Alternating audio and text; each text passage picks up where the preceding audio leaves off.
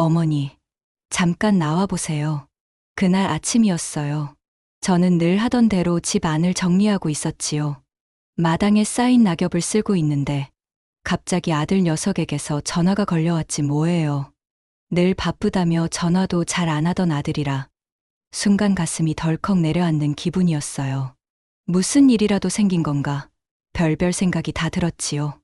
조심스러운 마음으로 대문을 열었답니다. 그런데 글쎄, 눈앞에 생전 처음 보는 새까만 외제차가 한 대 멈춰 서 있는 거예요. 검정색 차체에 은빛 휠, 번쩍이는 엠블럼까지. 그리고 운전석에서 내린 아들. 그 순간 제 눈은 아들을 똑바로 바라볼 수 없었답니다. 어머니, 이제 이런 거 좀 타고 다니셔야죠. 아들은 한 손으로 문을 열어주며 활짝 웃었어요. 그런데 그 웃음이 묘하게 낯설게 느껴지는 거예요. 그 말투, 그 표정.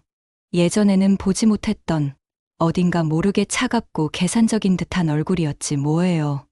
내 아들이 맞을까? 순간 등골이 오싹했답니다. 가슴 속에서 알 수 없는 불안감이 스멀스멀 피어오르는 듯했어요. 무슨 차냐? 겨우 입을 열어 물었지요. 아들은 씩 웃으며 대답했어요. 어머니한텐 그냥 편한 차예요. 그 목소리가 묘하게 낯설었답니다. 마치 가면을 쓴 듯한 느낌이었죠. 저는 조심스럽게 조수석에 올라탔어요. 제가 아들 차를 탄 게 몇 년 만이던가. 아니, 결혼하고 나서는 단 한 번도 없었던 것 같았어요. 차 안에는 따뜻한 히터 바람이 돌고 있었고 아들은 조심스럽게 안전벨트를 메어주었답니다. 그 작은 손길에 괜히 가슴이 먹먹했어요. 아들의 손은 예전보다 훨씬 거칠어졌더라고요. 얼마나 힘들게 살아왔을까.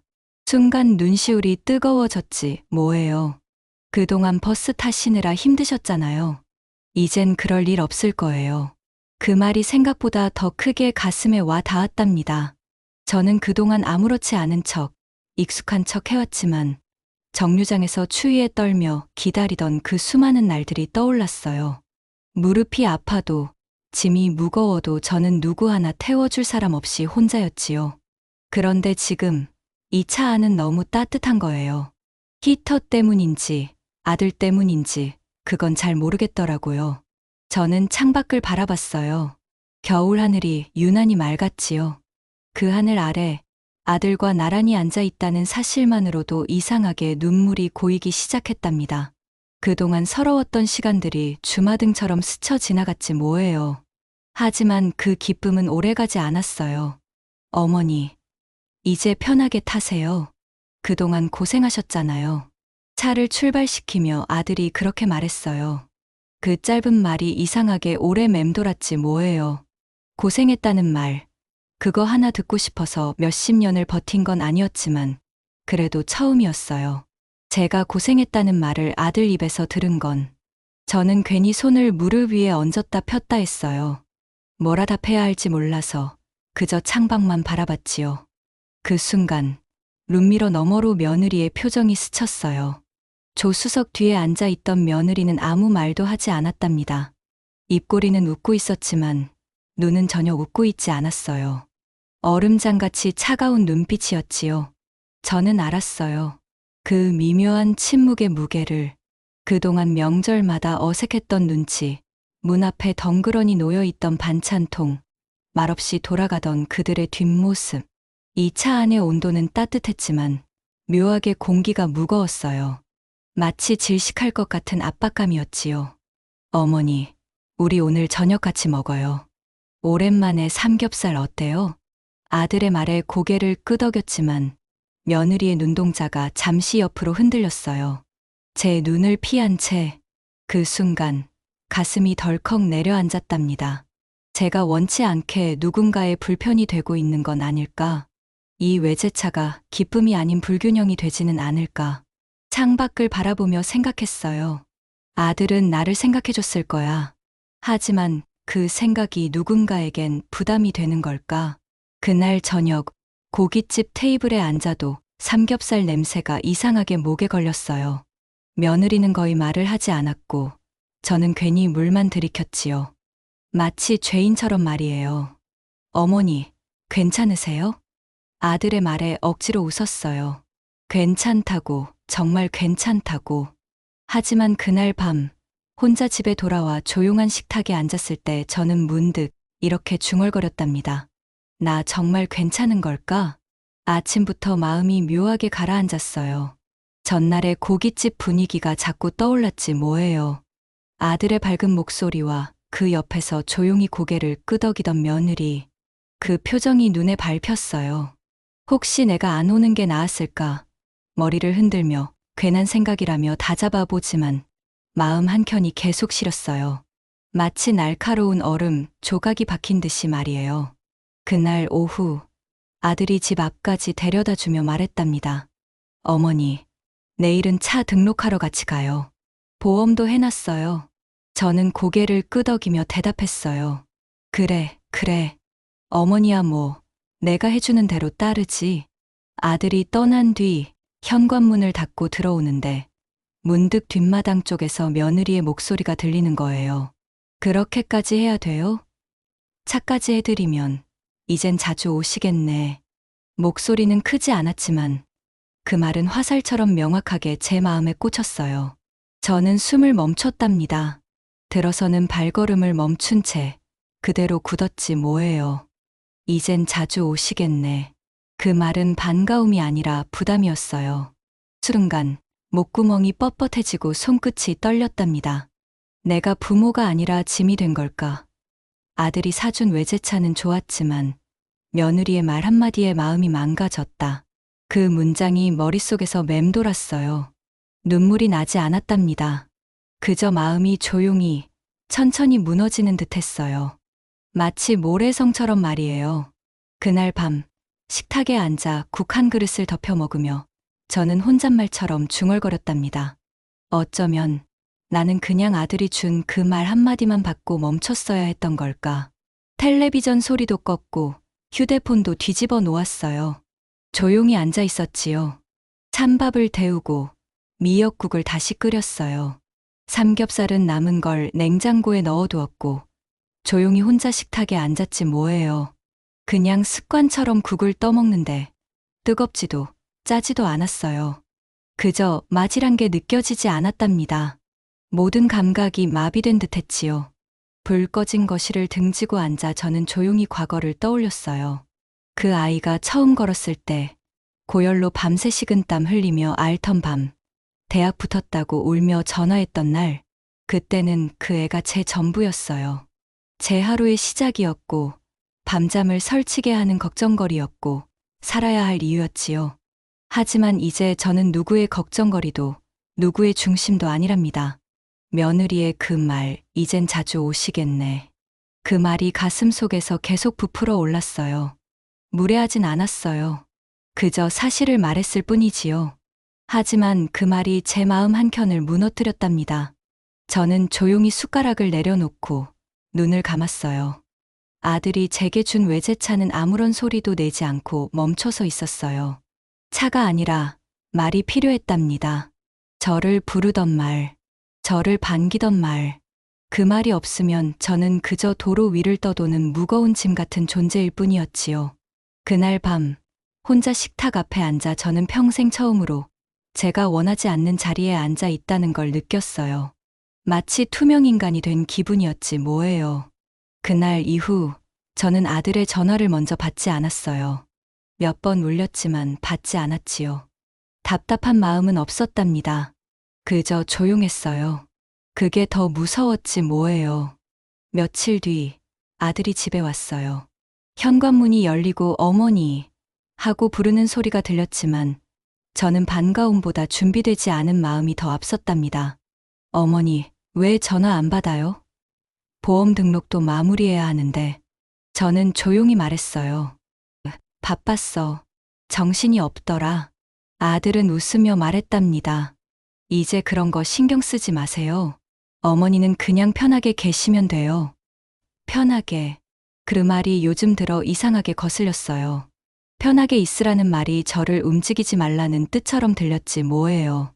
마치 갇힌 존재가 된 것처럼 말이에요. 그리고 며느리는 이번에도 말이 없었답니다. 식탁에 셋이 앉았지만 우리는 서로 다른 곳을 보고 있었어요. 아들은 휴대폰으로 뭔가를 확인하느라 바빴고, 며느리는 물컵을 매만지며 고개를 숙이고 있었지요. 저는 그 식탁에서 마치 민망한 초대 손님이 된 기분이었어요.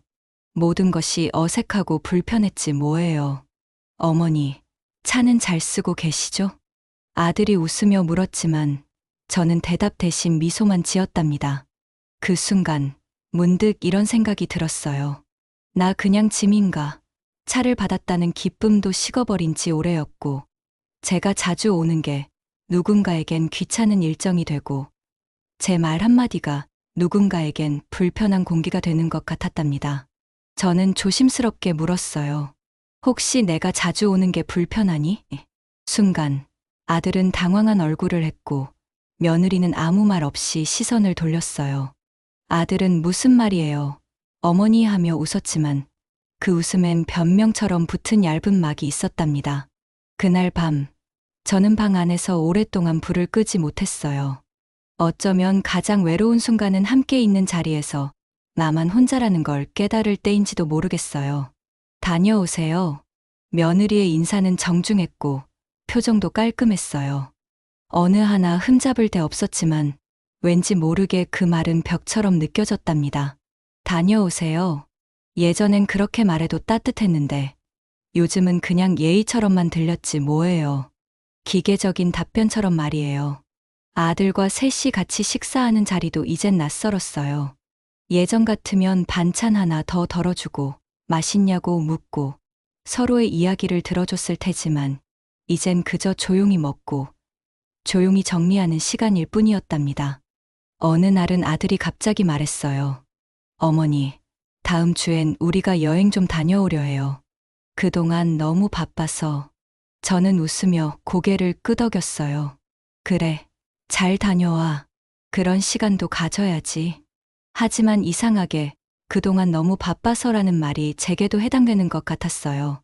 그동안 너무 바빠서 어머니를 볼 시간도, 같이 밥 먹을 시간도 없었던 그들.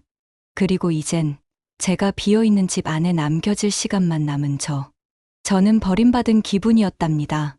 그날 밤, 제가 묵고 있던 방에서 문득 아들과 며느리의 웃음소리가 들렸어요. 그 웃음은 진심 같았어요. 진심이니까 더 슬펐지 뭐예요. 저는 그 순간 조용히 짐을 쌌답니다.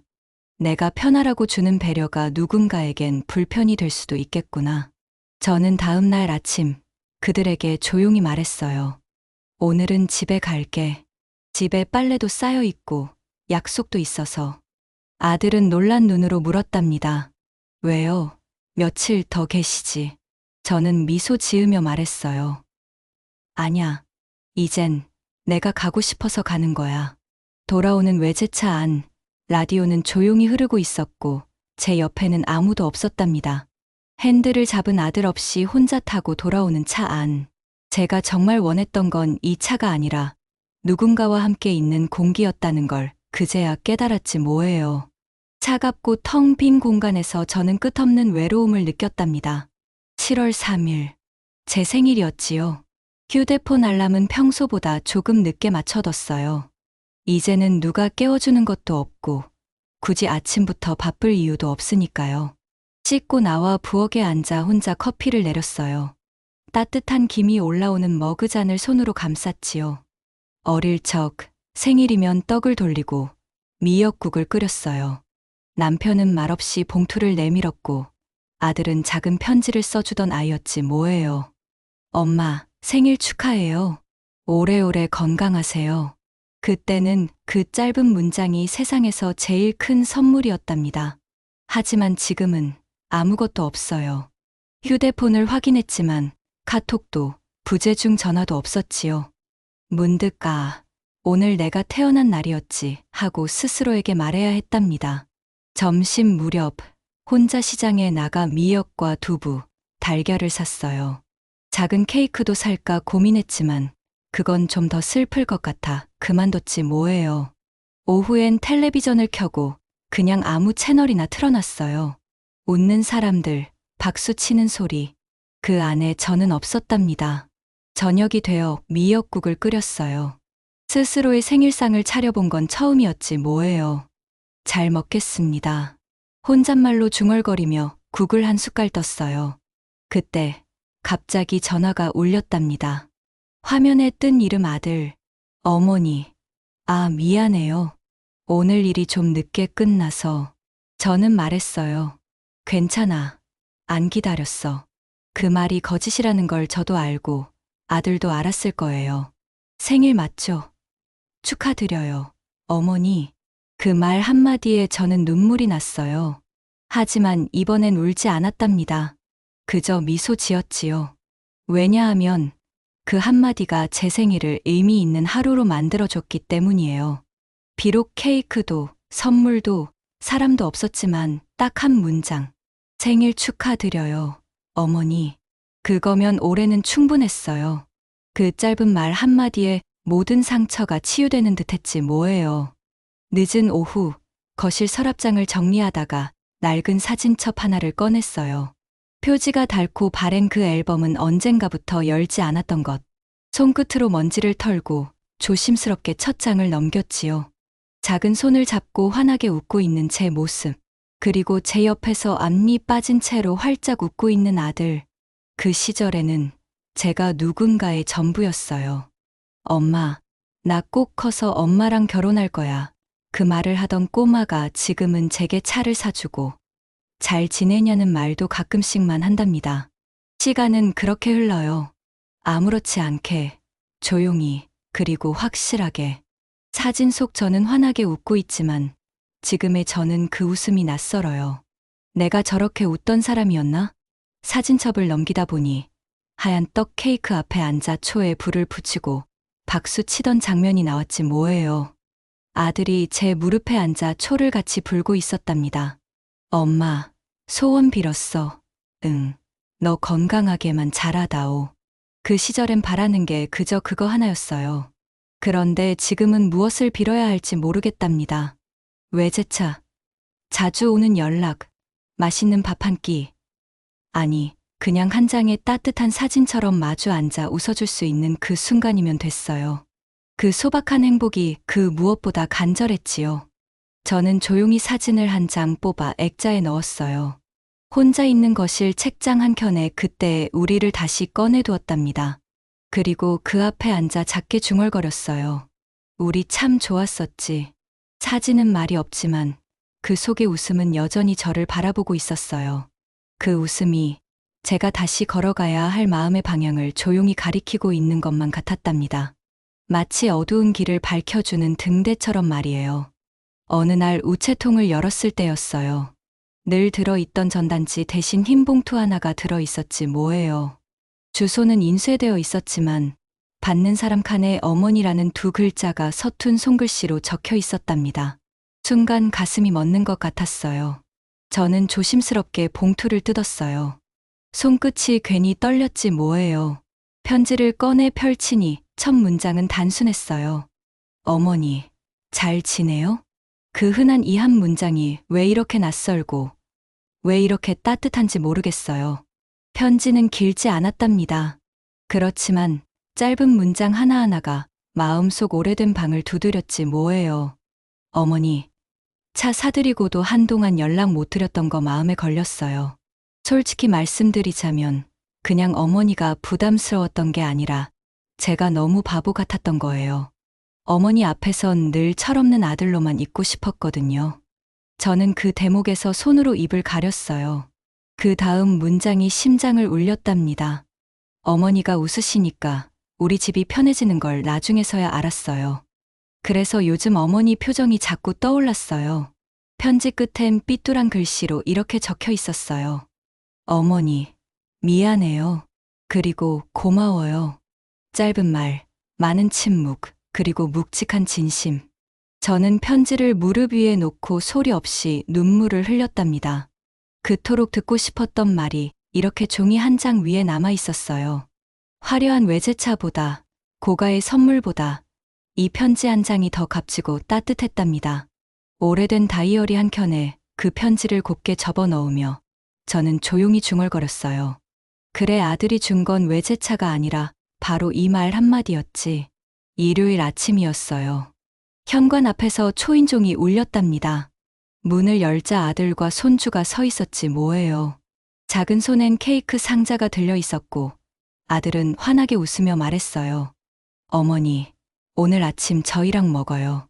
저는 말없이 고개를 끄덕였답니다. 케이크보다 그 말 한마디가 더 따뜻하게 느껴졌지 뭐예요. 부엌에 세 사람이 모였어요. 아들은 커피를 내렸고 손주는 초를 꺼내며 말했지요. 할머니 생일 늦었지만 축하해요. 저는 웃었답니다. 몇 날 며칠이 지나도 늦지 않은 축하가 있다는 걸 처음 알았지 뭐예요. 아들이 케이크에 불을 붙이며 말했어요. 어머니, 편지 잘 받으셨죠? 저는 천천히 고개를 끄덕였어요. 그리고 입을 열었답니다. 내가 보낸 편지가 어머니 마음에 오래 남을 것 같다. 아들은 말없이 웃었고 잠시 후 조용히 한마디를 건넸어요. 어머니, 고마워요. 정말 많이 고마워요. 저는 그 말에 더 이상 아무 말도 할 수 없었답니다. 그저 눈물이 났지 뭐예요. 누군가에게 고맙다는 말을 듣는다는 건 나라는 사람의 존재가 누군가에게 꼭 필요했다는 뜻이니까요. 그 순간 오랫동안 무겁게 가라앉아 있던 마음이 천천히 풀리는 걸 느꼈답니다. 저는 이제야 알아요. 아들이 준 건 외제차가 아니었어요. 그건 저를 잊지 않았다는 증거, 저를 여전히 어머니라고 부르는 마음, 그리고 말로 전한 사랑이었답니다. 혼자일까 두려웠던 시간들, 짐일까 싶었던 자책들, 모두 이 한마디로 녹아내렸어요. 어머니, 고마워요. 그 말 하나면 제 인생은 참 잘 살았던 거지요.